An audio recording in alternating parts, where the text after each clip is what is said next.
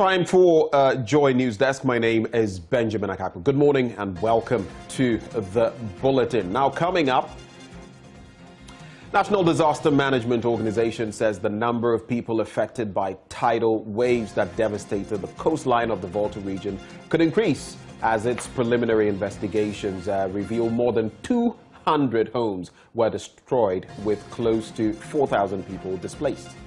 We are on the way going to the zone with some relief items. Blankets, rice, oil, soap, mosquito net, coil. So far we have 4,000 and over. We bring you more as the commencement of distribution of much-needed relief items actually takes place. We'll take you also to the climate change conference underway in Glasgow for the latest, particularly in the wake of these natural disasters, and how Ghana is making its case before the world on how it is and will deal with the situation. Also coming up, how does talking in your sleep make you a witch? Well, that's the sad story of 12-year-old girl who has been banished into the Gambaga witch camp. We'll tell you more about that.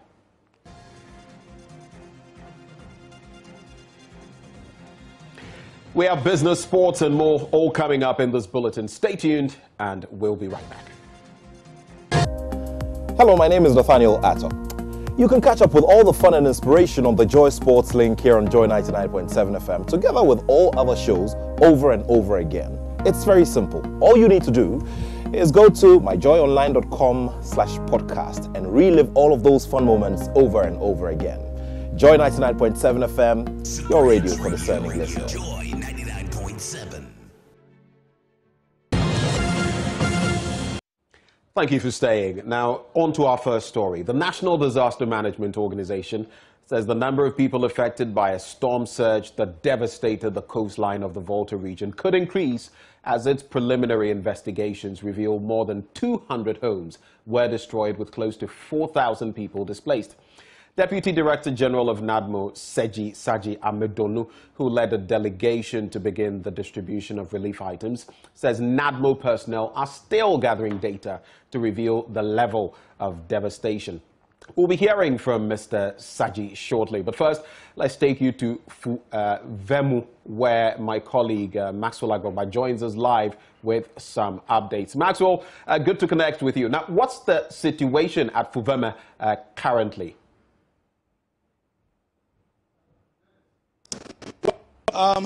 Benjamin, as you rightly mentioned, we are in Fuveme in the Anglo district.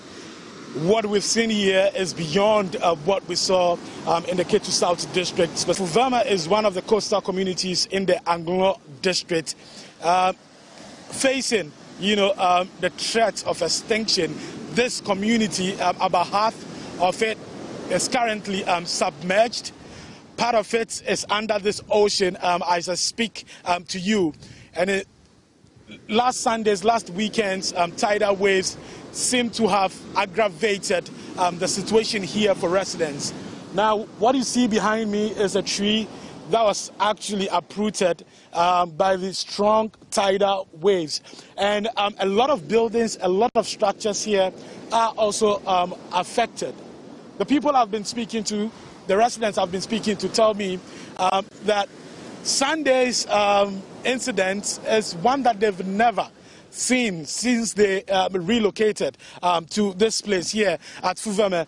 So these structures you can see behind me, many of them are destroyed. And they tell me that this actually happened on Sunday. They'll be giving me details on how exactly it happened.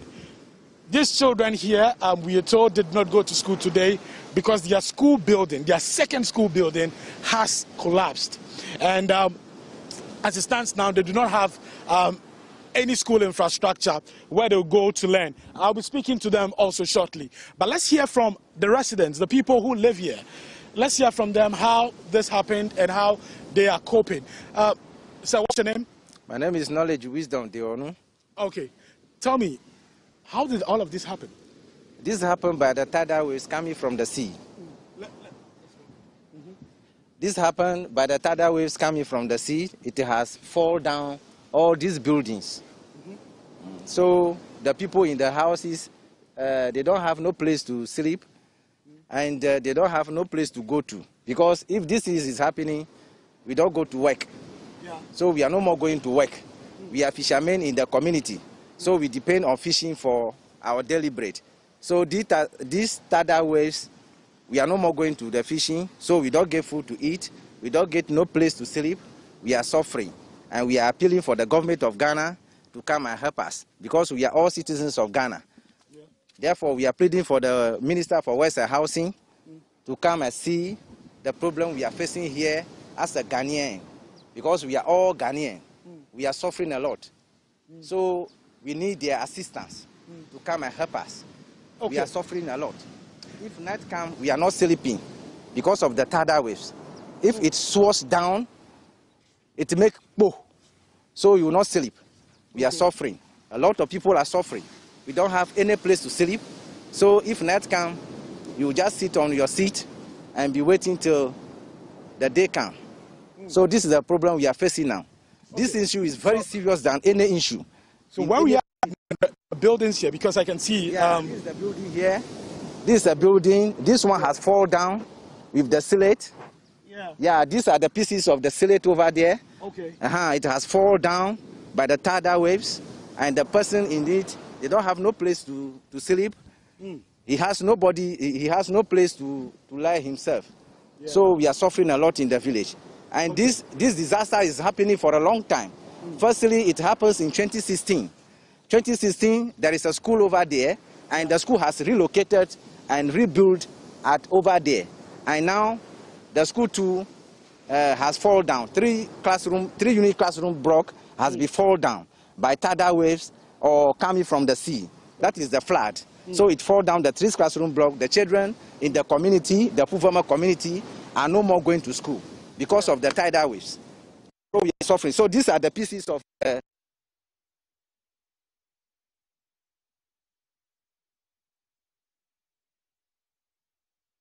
so we are appealing for the government.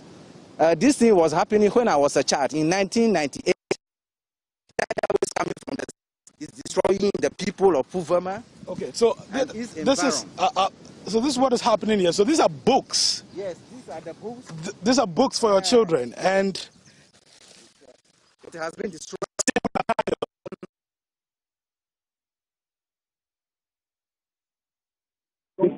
Everything has been destroyed.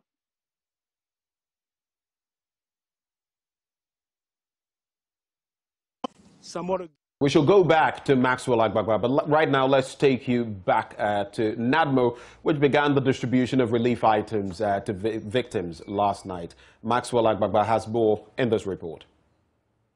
This is Keji Kofa in the Keta municipality. What you're seeing behind me is a sunny day flooding.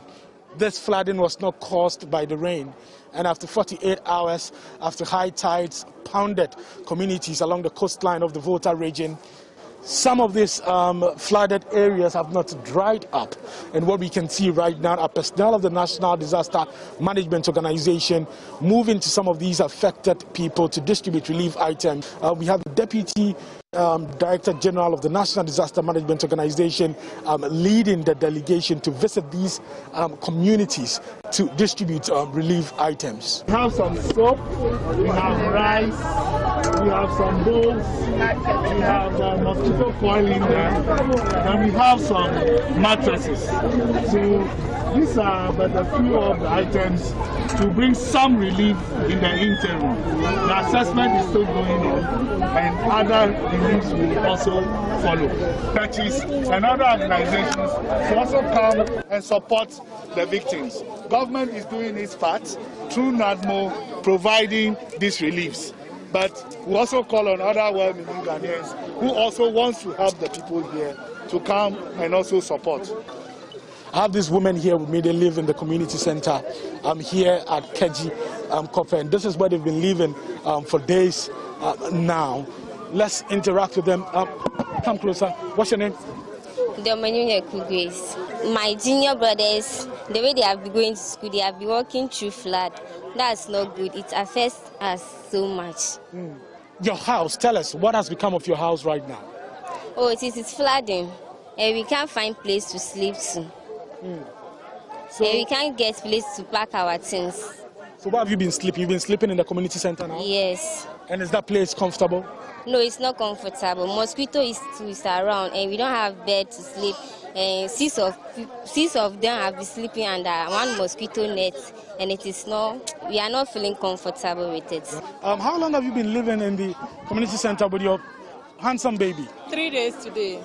3 days today. Yeah. Look, so your baby also sleeps in the community center. In the community center. How many of you sleep there? We are 4 in one net. 4 in one net. Yeah. And all of you sleep in one room. One room. In one mosquito net. Yes. Very, very flooded because you can't even close our door. Because the water is full in the room, so you can't close the door. Everything is all over the house is flooded. So we can't find a place to work in the house. You've seen the relief items that have been brought to you. How is this going to help you? To help us for sometimes. It cannot help us to that extent, but it will help us for sometimes. He wants to touch the microphone. I'm sure he wants to be a journalist. Thank you. Oh, he will not let go of me. How long?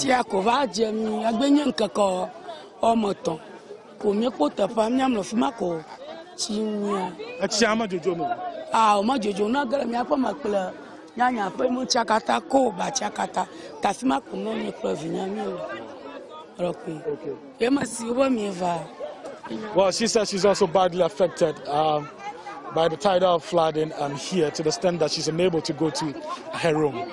This is the community center here at Kejikope. This is what is serving as the new home for some of the residents in the Keta municipality who have been displaced. On my left-hand side, you can see these children just finished eating, and I'm told that they got some food from some benevolent person, some good Samaritans who brought them some rice from the Emancipation Beach Resort, and that is what they sat on the floor to eat.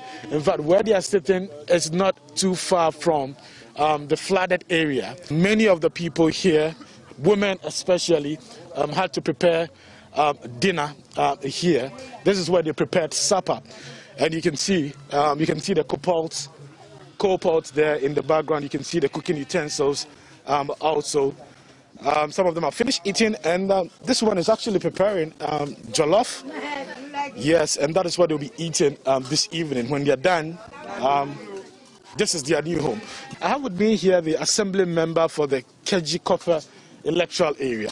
Now let's get inside and speak to the assembly member for the Kejikope electoral area. Let's give you a sense, an idea of what this place looks like. And this is the community center, and this is where I'm told 15 families, 15 families, 10 families, 15 families I'm told sleep.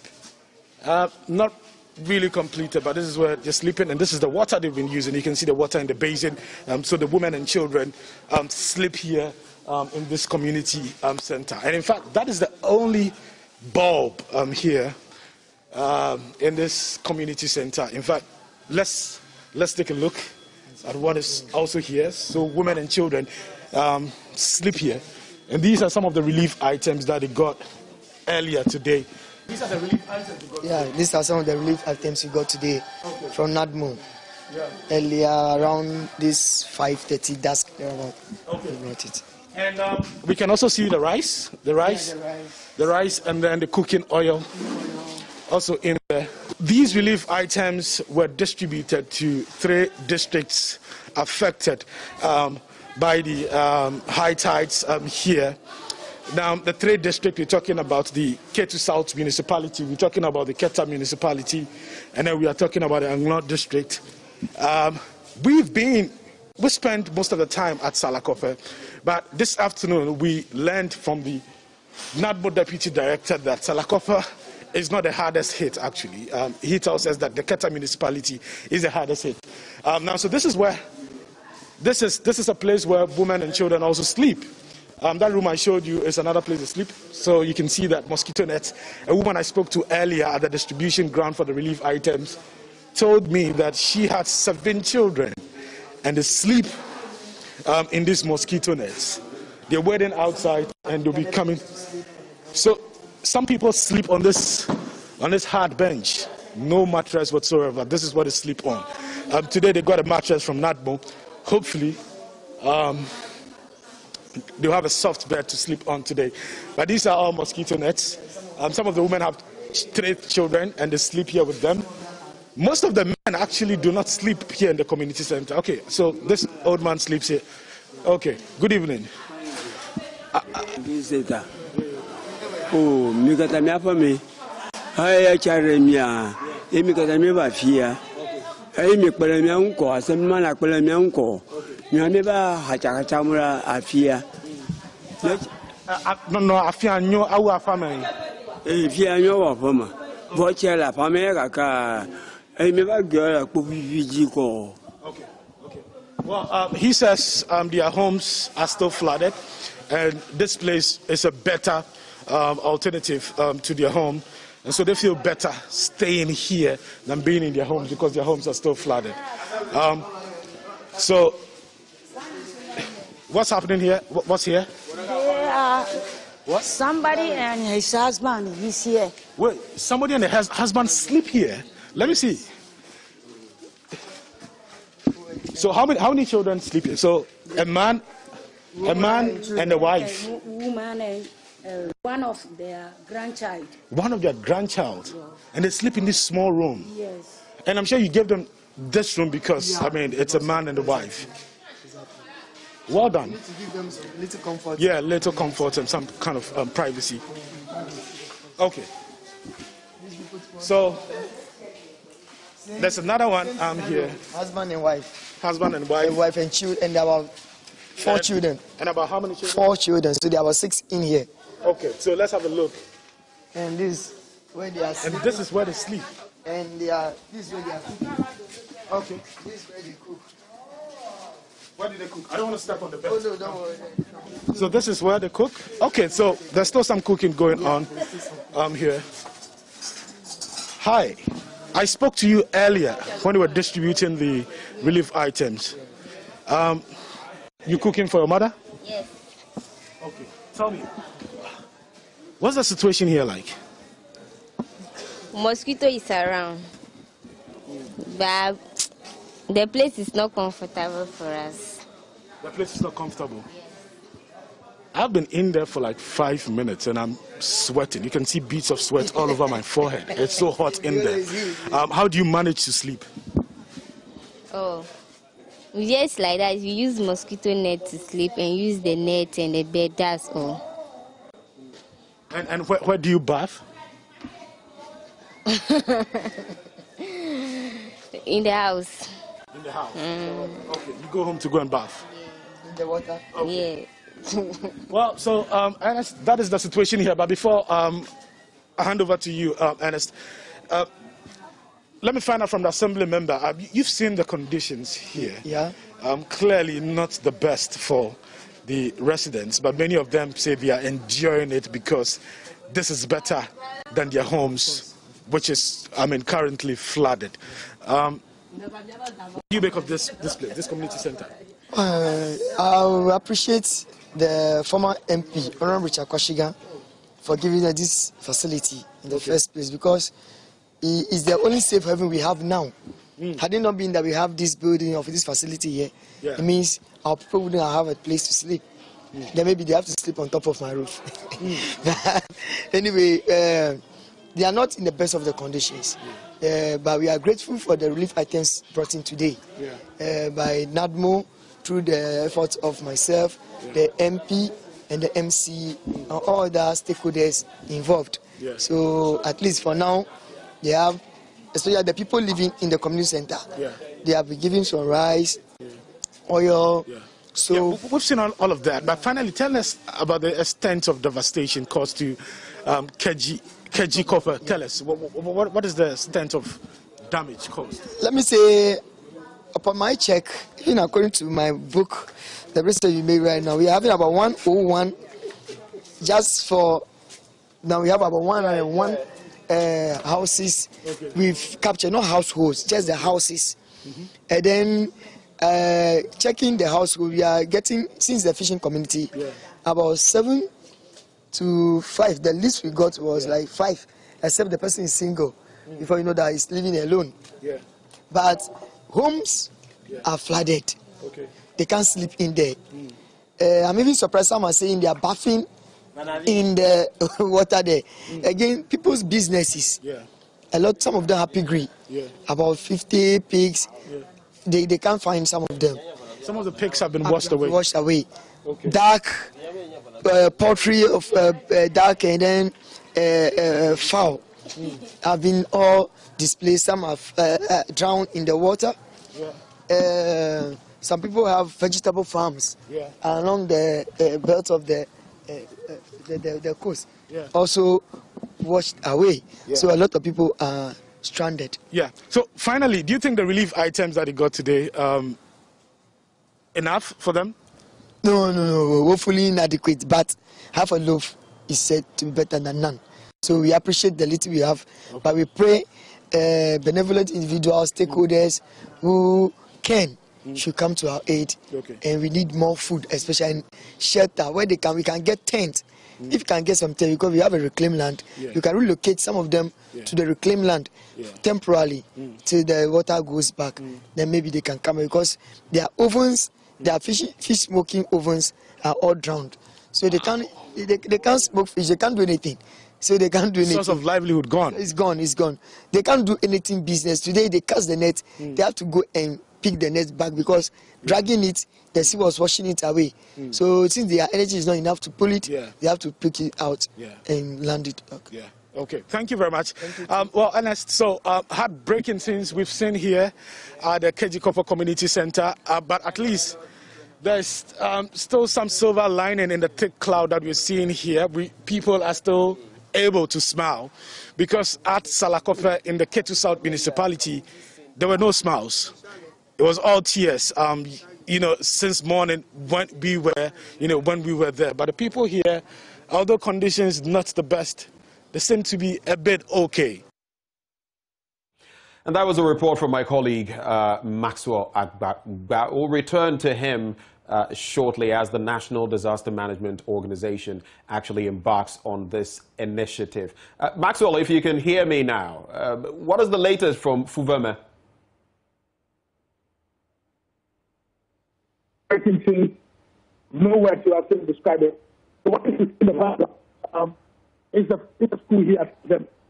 And this school was relocated. This is a new school. The first one until the residents was not there. This is unusual. But after 7 days, this is what happened to this new school block here. Unfortunately, the connection to Maxwell is still not good, but the scene's painting a picture. We shall return to Maxwell. Now, the Second Lady, Samira Bawumia, has been speaking about the impact of climate change on gender in the ongoing UN Climate Change Conference in Glasgow. Mrs. Bawumia, who is a Global Alliance ambassador for clean cooking, says the impact of climate change is being felt more, especially by women, because of their peculiar role that they play in homes. So I greet you all. I bring you greetings from His Excellency the President. He left here not too long ago. I think it's been a successful COP so far, and Ghana has made significant strides at this event. I arrived here yesterday, and I've also been speaking at the SDG 7 Pavilion. Today is Gender Day at COP26, and as some of you may know, I'm a Global Ambassador for the Clean Cooking Alliance, so I speak to gender issues and clean cooking issues and how it impacts on gender equality, and we're looking at how the energy transition is not possible without gender equality, and bringing in the gender equation, and especially looking at achieving all the SDGs for that matter without addressing the gender issues. Of course, the focus of this COP is looking at climate change, and I see the disaster photos we have around. Of course, it's not encouraging, but it's not unique to Ghana. It's a global issue, and that's why this COP has been very significant because the action is needed now. And these agreements that you're discussing and signing is also critical for us as Ghanaians, because we need to look at how we can play our part in this climate conversation and to see what we can do to mitigate this climate disaster that is staring us in the face. So well done all of you. For the technical people who are here, who've been working for weeks now, congratulations to all of you. The nation is behind you, and keep doing what you're doing. We hope that we'll see the results in the coming months going forward.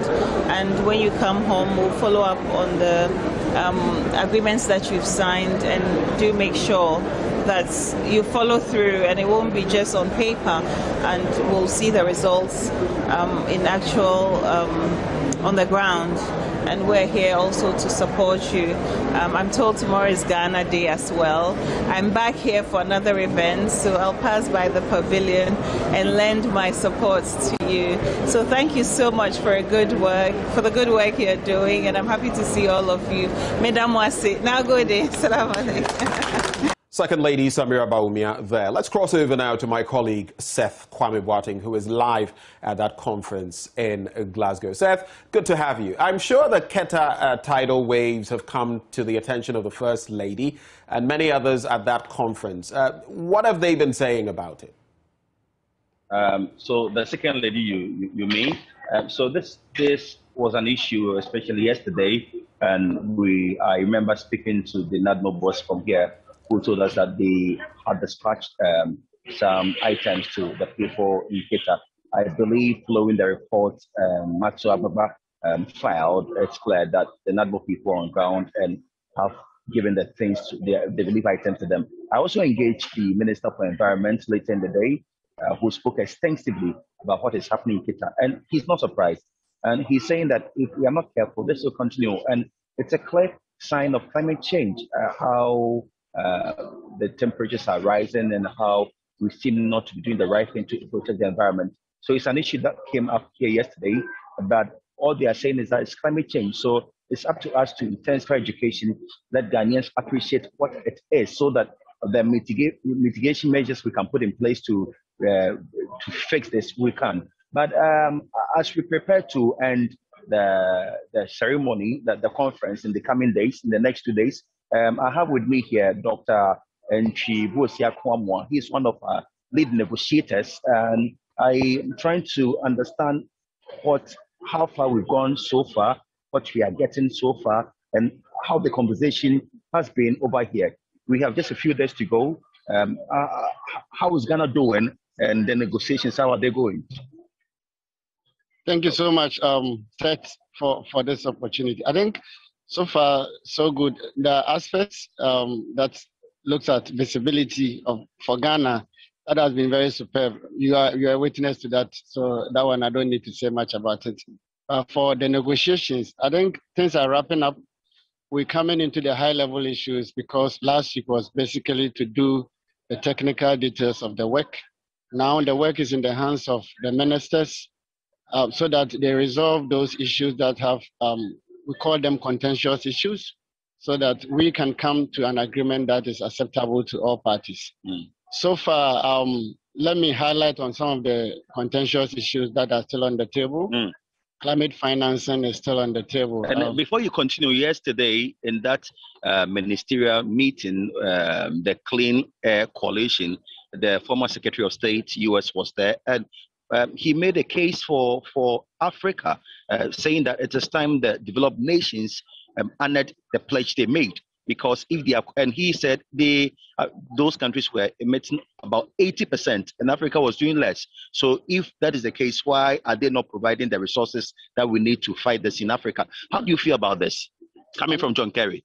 I think I'm happy it's coming from John. But what he's saying is not the posture of his negotiators in the room. Really? Sometimes you see the U.S. blocking most of some of these issues that are supposed to be to the benefit of Ghana and then Africa.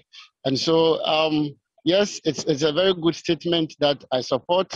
But this should reflect in the negotiation room. So Exactly. let's go back to those contentious issues that Yes. you were talking about. Yes, so I started with climate financing. Because of the failure of the 100 billion pledge that was done since 2009 up to 2020, there's a new formulation of a new climate architecture starting 2025. How it is going to take form and shape, we are not too clear about it as developing countries. Those developed countries are clear. Is that the case? Because they know what they are doing. And so because we have learned lessons from the 2009-2020 pledges, we want to actually know the form, the formats, the methodologies, the sources where these financing promises will be mobilizing from. Should that happen, we're going to have trust in the system so that as developing countries, because negotiation is about trust. If you don't trust what is in the room, definitely implementation is going to be one of the issues. So that is one of the issues. Secondly, the issue of global goal on adaptation is still also not accepted by developed countries. Is this coming from developing countries? This is a proposal from developing countries, from the African group, supported by almost all the developing countries, especially the least developed countries. Now, Article 7 of the Paris Agreement talks about global goal on adaptation. It didn't provide any serious language as to how this should be operationalized. Should we operationalize the global goal on adaptation, it means that we're going to get adaptation more visible as mitigation within the Paris Agreement framework. For Ghanaians who do not understand adaptation and all those things, what does that mean, the adaptation bit? Okay, so for climate change, there are two main things: mitigation and adaptation. Mitigation means that we are talking about global warming. There's so much heat in the system. So anything, any policy, any measure, any activity, any program that seeks to absorb carbon, that seeks to stop carbon from emitting into the atmosphere, that makes it available for them to be sequestered, is called mitigation. You are mitigating the fact that you prevent carbon emissions into the atmosphere. So in simple terms, that is mitigation. For adaptation, it is any measure, any activity, any policy, any program that seeks to actually build confidence, build resilience, enhance the capacity of vulnerable communities to be able to withstand the impact of climate change. You are adapting to the climate impact.